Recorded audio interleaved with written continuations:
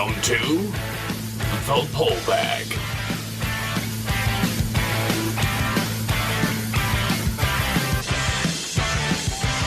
Join us as we dig out our latest comics and discuss them with the rotating panel of the GCRN crew.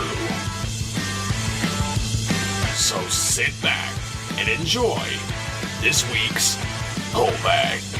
Hello and welcome to The Pull Bag. This is episode 380. I am, of course, TFG1Mike. Joining me is Steve Megatron. Hello, sir. Hello. How are you? Good day, mate. Doing pretty well. That's good. That's good. I would say that, this night of recording is about all things Transformers, so... Yes, it is. Wah. Wah, wah, wah. In a galaxy far, far away.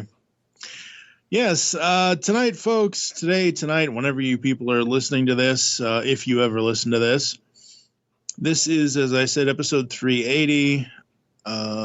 This originally was going to be one of the biggest things we ever tackled in the 7 years on this show. It was originally going to be Spider-Verse, and that collected edition is over 600 pages. That's obviously not what we're doing here tonight. But, yes, it's another kind of not really milestone, but as Steve said, all things Transformers. He and I are going to be delving into the first 4 issues of Transformers Galaxies. This was the Constructicons Rising arc, written by Tyler Blazinski with art by Livio Remendelli. I really dig this. IDW has, since Ryan Merkley and I ended our run on the original IDW series that they had going for the last 13, 14 years, since IDW brought Unicron in, and, once Unicron's in, the universe is essentially destroyed anyway. So IDW rebooted their Transformers universe, and this is going to be our first coverage into that new universe. You don't necessarily have to read the main ongoing to get this specific 4-issue story, but it's suggested that you should because references are made to the main ongoing. And at some point, I don't know if it'll be Steve and myself or somebody else and myself covering the main ongoing of the new IDW Transformers universe, I figured Steve and I could talk about the Constructicons because we like Constructicons, don't we? Yes. What was the Soundwave superior, Constructicons inferior? Mm-hmm. Yep, that was the line, and nobody calls Soundwave uncharismatic. Whatever, unchrosmatic. Charismatic. Mm-hmm. Uncarrot top like. Tyler Blazinski is a new writer. I want to make sure I have this right because I'm not actually the only thing I'm looking at is the artwork for this episode. But he was creator or head of Viz Media at the time. He's now doing other things, I believe, but this was his first foray into writing for Transformers. And overall, I really dig this 4-issue arc. I think it's really cool.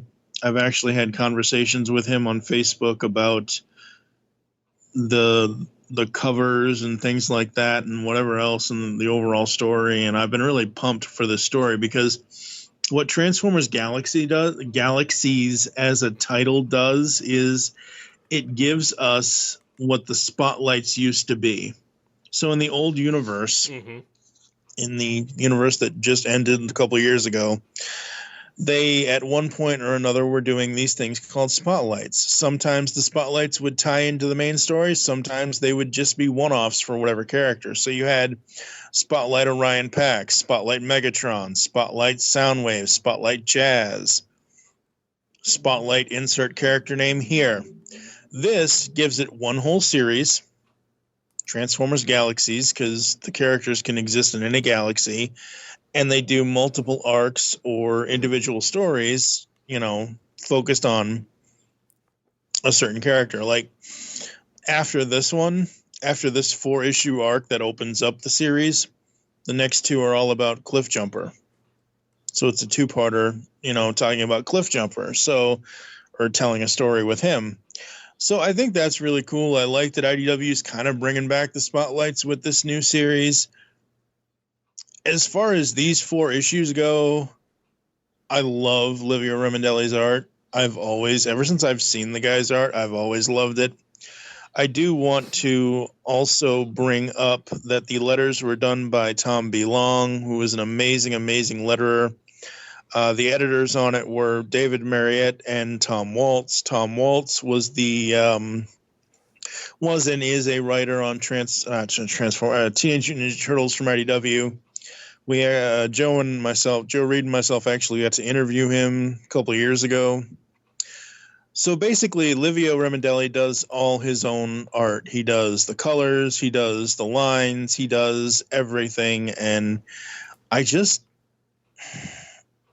looks so damn good. It is pretty polished, which I was kind of surprised by because I haven't really read Transformers comics in the recent years. Mm. Yeah, you kind of stopped with Dreamwave and never really get into the early, because this is IDW's, I think, 3rd attempt at Transformers. I guess, I don't know, the early days of IDW Transformers weren't IDW 1.0. People didn't really like it, as far as I remember, from what I've heard. It was pretty hated on, and then they focused more on like their Robo-Kibble. Mm-hmm. Than anything else. So like honestly, I didn't get into it as much as I would have liked at that time. But the Beast Wars series was pretty good. I just wish they'd go back to that. So this tells a story of the Constructicons and how they all come together as a team. And it goes back and forth between when they were on Cybertron and where they are now on this Energon mining asteroid or whatever it is. And it goes through, and this is the cool thing to me with telling this story. You see each of their characteristics. You see each of them as individuals and how they approach situations. I love the way Tyler wrote that. You see how potentially them combining into, at first it's just called the Combiner because, you have to have a big reveal of when they all come together at the end for actually calling the dude what he's supposed to be called. But they have this big accident because apparently the 6 of them combining into the 7th form, the giant overall Gestalt form, there's another voice in there, and they're like, oh, it scares us. Oh, we didn't want to give into it. Oh, it wanted to take us over. I think that's cool because you're approaching the personalities psychologically, and that's interesting. It's not just, oh, hey, we built these bots on Earth, and they're just here to build things and destroy things. And the one thing I noticed on my reread of this is, even though the Constructicons are, I don't want to necessarily say with the Autobots, but I mean, the Autobots kind of are there, and like they don't have Autobot insignias on them. They don't have Decepticon insignias on them. They're just bots that are there. Mm-hmm. Yes, they have the classic colors because how can you not do like, I'm sorry, there are 6 Constructicons. They are green and purple with a little bit of gray and black and whatever else. They're not yellow or orange, and there aren't 7 individual ones. There are 6 individual ones that turn into a giant 7th bot. Looking at you, Michael Bay. Anyway, so the first issue, I think, sets it up nicely of how, basically telling us the story of how they're dealing with this potential new form and the fallout of that, and how they basically essentially get punished for, doing what they did. What did you like in this first issue as far as the writing goes? Well, I actually enjoyed the kind of their inception and bringing into it, and Wheeljack's kind of like apprehension of using them. Mm-hmm. Yeah, it was nice to see Wheeljack and a couple other bots as well in here. I believe it's... I'll see it later, but I think it's Nominus Prime that's here now at this time. So that was pretty cool. I can't wait until this is actually collected in a trade to see how the story... Just because I don't know, this is a discussion for another day kind of thing, but for the longest time now, I've never really been a single issue reader. I understand why there are single issues, because you need, monthly, cash infusion of being able to purchase it so you can get that trade later kind of thing. But I've always been, at least the last 5 or 6 years, like, ooh, give me the trade, give me the story all at once. That's why we haven't, besides the fact of life and whatever other things happen with me and whatever lately, it's like, that's why we haven't done this until now. Until like when the first 3 issues came out, I'm like, ooh, I want to do this. But I have to wait until the 4th issue comes out because I don't want to do it half-assed or part 1 or part 2 or whatever. I didn't want to just have 4 individual episodes for each issue. I wanted to talk about the story all at once. Makes sense. And yeah. And I understand why other podcasters do individual issues per kind of episode. I get it. But I'm that whole story kind of guy. The first issue, I really dug it. I thought it was cool.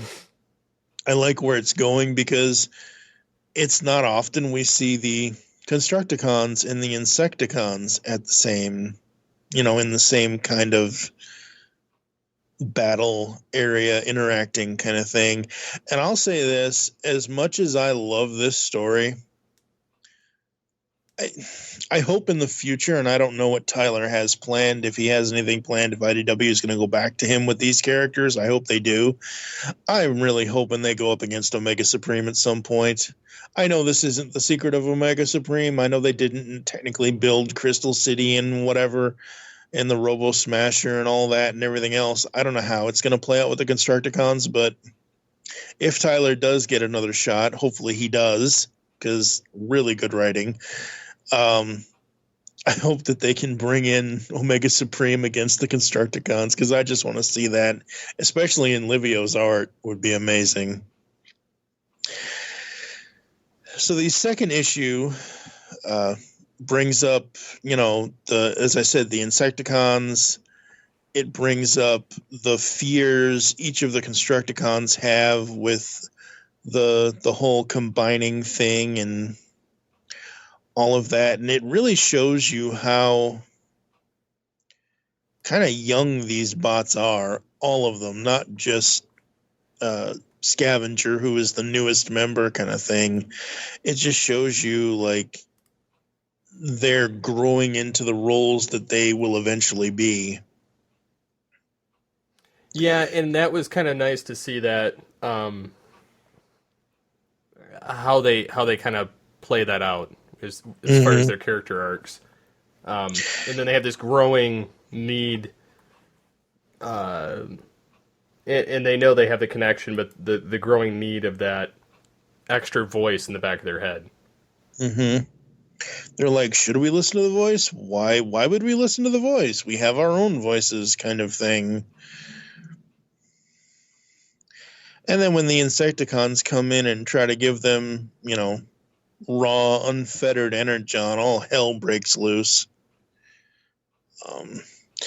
I listened to, I've known about the show for a few years, but I wanted to kind of prepare for this. I listened to the interview that the Transmissions podcast did with Tyler Blazinski, and I actually listened to their episodes that they did of these 4 issues, and I don't agree with some of the stuff they said, but I also think that they did a really good job in reviewing it, and they were objective and everything else. And I just love how we can all have differing opinions and still get along. Because that's the whole point of a fandom, is everybody brings something different to the table. I think the Insecticons making up the raw Energon and giving it to the Constructicons was a genius move, because the Insecticons seem like they've been around a lot longer. And obviously the Insecticons are more devious than the Constructicons are, at least at this point. Oh, yeah. The Constructicons are actually pretty well off. Mm-hmm. And pretty balanced, as long as they're not Devastator. Yeah.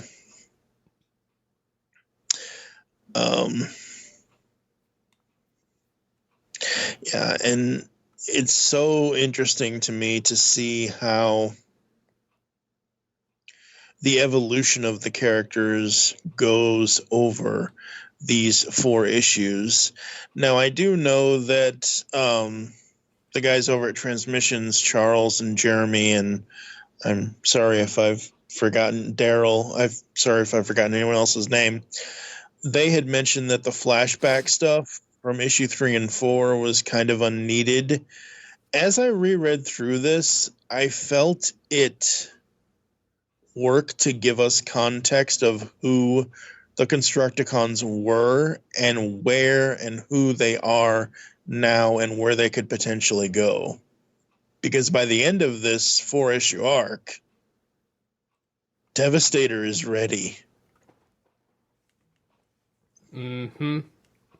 Yeah, and it's nice, too, at the end of the arc that you get to see Devastator, and you get to see them actually say, we built the security, we only have a few seconds anyway, and then they just take the big cannon, use it as a rifle, and then they just go off and just destroy everything that they just built.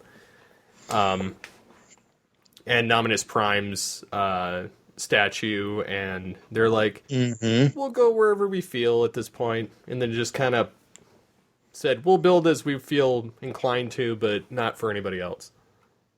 Yep. Yeah. And I'm wondering, with where this ends, where it's going to pick up with that. Because again, I have not read the main IDW ongoing for this new universe, this bold new era of Transformers, as IDW calls it. So I'm not sure. However, with that ending, I'm like, ooh, I wonder where this is going to go, because this is really cool and it's really interesting. I know some people, and even me, even in this reread, sometimes the Insecticon stuff was a little much, but I understand why it's there, and I understand it is to further the plot of the Constructicons. That Devastator reveal, though, oh man, if I could have that as a framed poster, I believe it's page 15 of issue 4. Oh, that art is amazing. Yeah, most of the art I found myself really enjoying the coloring and the style. I really didn't have any complaints as far as that's concerned. Yeah, I don't either. I've always loved Livio's art. It depends on what colors he uses, but these colors for this, like the whole time in issue 4 when the Insecticons are doing the Energon thing, how it's pink and purple and everything else, I think that matches well. The Devastator reveal, how the bottom of the page is all orange and explodey looking, and the top is kind of sky, I don't want to say dark black or gray, but it's like a purplish gray black thing. And what I love about comics is how when lettering for characters is done, all this time, every Constructicon, all 6 of them, have just had the normal white bubble with black text. Sometimes you'll have like internal monologues with a different color and then black text or whatever, but normally it's white background, black text. But when they merge into Devastator, because it's a different consciousness, it's not just the 6 of them. You know, black with white text, it's like, oh, that's so cool. And it's just a little thing. It's a little thing to notice in the in the art and the lettering, because, man, comics letterers don't get enough credit for what they do. Especially when they're legible and they actually look good. Mm-hmm. I've read some that have been very off, and it was by DC. Yes, DC. That distinguished competition. Distinguished? That's what Have they put out a good book in the last 10 years? That's what Stan Lee used to call them. Distinguished? Distinguished competition. Yep. Is that a nice way of saying that overall sucks? Batman Beyond's not bad. No, I actually enjoy it. Stuff, but collectively there's a lot of issues. Yeah, I guess. I don't know. Overall, I love this. I have not actually read this since the 4 issues came out. So rereading it again in order to record this was really fun. And I know that Neil Ross voiced Hook. And I know that I think Michael Bell voiced Scrapper maybe in the original cartoon series. I don't remember off the top of my head, and I'm not looking up any information at this point. I'm just sitting here talking about this. I could hear all of the original G1 voice actors in my head as I'm reading these lines. And I could hear those voice actors doing this in a way that shows the trajectory of each of the characters' personalities from where they start to where they end up once they've actually combined into Devastator. It's fun looking at Transformers in this way. It's really interesting, I think. You know, Transformers don't just have to be consumer goods and military hardware fighting a 4 million year long war or 9 million year long war or whatever. They can be more than meets the eye and robots in disguise. That be true. That be true. I know this is kind of a short episode, folks, and whatever else, but I'm not at 100%, and I'm working off my phone. So, sorry. Hopefully the audio is good at least, because, you know, Steve can work magic on audio that's crap most of the time. It's a crap. It's a crap. But yes, no, overall, I felt this story on this reread, I felt it was fluid. I felt that the art matched the writing. I felt that it was almost like Tyler and Livio were in the same room together working on this. I know they probably weren't. I know, you know, Tyler would write the script or whatever and send it over to Livio, or vice versa. Livio would show Tyler some art, and then that would maybe make Tyler go write a different line or something or whatever. So I just love the way these two creators made this arc of this series, and I hope against hope that they get to do more in the future. I want to continue on with Transformers Galaxies. As I said earlier, I don't know if it's going to be the two of us doing it. It's just going to depend. But it's one of those things where if you have, like I said, multiple issue arcs where, you know, it's not just, 50 years of one character. You know, it's various characters at various points. Like, you could jump onto this series at any point. You don't have to, like, I suggest everyone start here at the beginning, but this is not like the main ongoing where it's a fluid story. This is compartmentalized stories, and if you're a Cliffjumper fan, you can jump on at issue 5. However, you know, you should check out this Constructicon story, because to me, it is the definitive origin of these 6 characters, 7 characters, whatever. either way, it's still pretty cool to see this version of them. Yeah. Absolutely. So it's going to be so fun to see what happens from here. And the pull bag is going to go through some changes, as it often does, over the next few weeks, hopefully, as long as other people can do the work for me. We're going to be having a multitude of Origins episodes released. The first one being the next episode, where I talked with my buddy Jeremy Fine, the Hunnick Outcast guy. He's been on the network several times over the years. He and I do the Sex Criminals series from Image Comics with Matt Fraction and Chip Zdarsky. So you'll be hearing an episode from him, and hopefully the next episode will be more Origins. And I just figured to get the pull bag to have an episode count, I actually went back and asked a bunch of people, how do these questions actually read, and what would you add? Or are there any questions, because originally the pull bag Origins episodes had, I think, 20 or 21 questions. And I'm like, oh, let's go more in depth. Let's go this. Let's go that. Let's do this. And let's make it 25 questions and see what happens. And so I did that with Jeremy. So you'll hear that next time, folks. After that, hopefully I'll have another guest or two on here for episode 382. Because even though this isn't the longest running podcast on the network, I'm hoping to get to 400 episodes before the end of the year. Hoping, anyway. I would say it's possible. Yeah.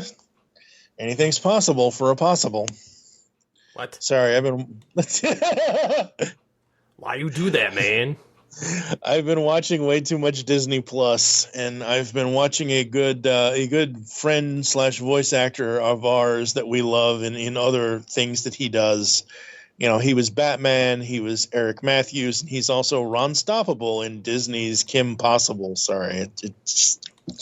I knew what you were referring to. Mm-hmm. I let you blunder it anyway.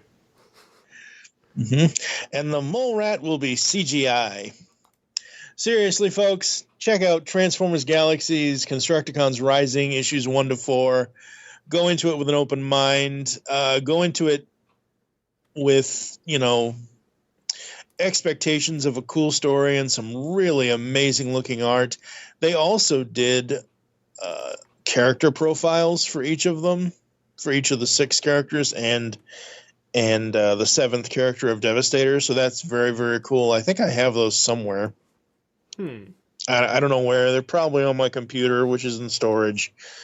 But very, very cool. I could always ask Tyler to send those back over and see, or whatever. We can find them on Google or something.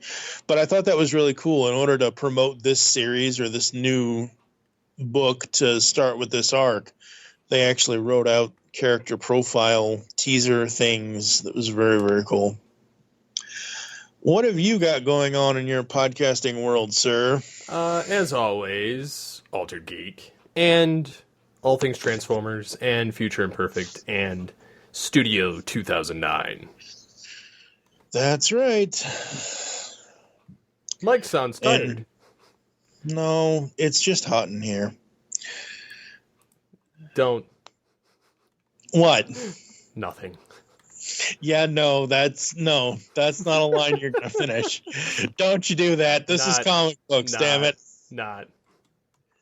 I'm not going there. Uh-huh. This is not a Nelly song, thank you. That stuff's garbage anyway.